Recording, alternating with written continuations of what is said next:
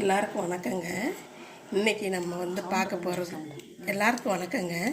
இன்றைக்கி நம்ம பார்த்துக்கிட்டு இருக்கிறது நம்ம வீட்டில் வெத்தலை கொடி இருக்கிறது எல்லாத்துக்குமே தெரியும். அந்த வெத்தலையை தான் பறிச்சுட்டு வந்திருக்குறோம். எதுக்காக வேண்டினா இப்போ மழையும் பெய்யுது, பனியும் அடிக்குதுங்க. எல்லாத்துக்கும் வறட்டு இருமலும் வருது, நல்லா சளி பிடிச்சிக்குது. அதனால் இதை வச்சு ஒரு கஷாயம் வச்சிருந்தாங்க. ஒரு 4-5-7 வெத்தலை எடுத்துக்கிறலாங்க.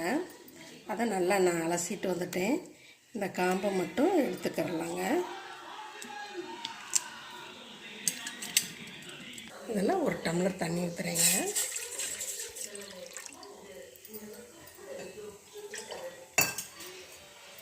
ஒன்றரை டம்ளர் ஊற்றுறேங்க. இது நல்லா கொதிக்கட்டுங்க.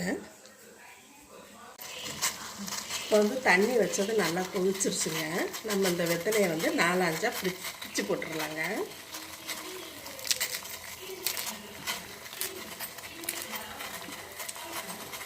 போட்டுடலாங்க. நம்ம 1.5 டம்ளர் ஊற்றுனாங்க தண்ணி. இப்போ 1/2 டம்ளருக்கு அளவு வந்துருச்சு. நம்ம இப்போ இறக்கிடலாங்க. தண்ணி கலரும் மாறிடுச்சு. நல்லா வெந்துருச்சுங்க வெத்தலை. ஸ்டவ் ஆஃப் பண்ணியாச்சு. வெத்தலையினுடைய கஷாயத்தை வடிகட்டிடலாங்க.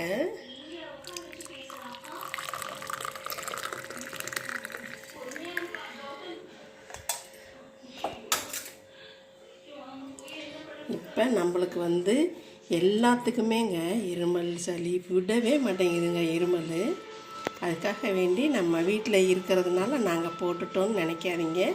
ஒரு 5 ரூபாய்க்கு வாங்கினா கூட போதுங்க. இதை நீங்களும் இந்த கஷாயத்தை போட்டு குடிக்கலாம். இதில் சர்க்கரை எதுவும் தேவையில்லைங்க, வெறும் வெத்தலை தான்.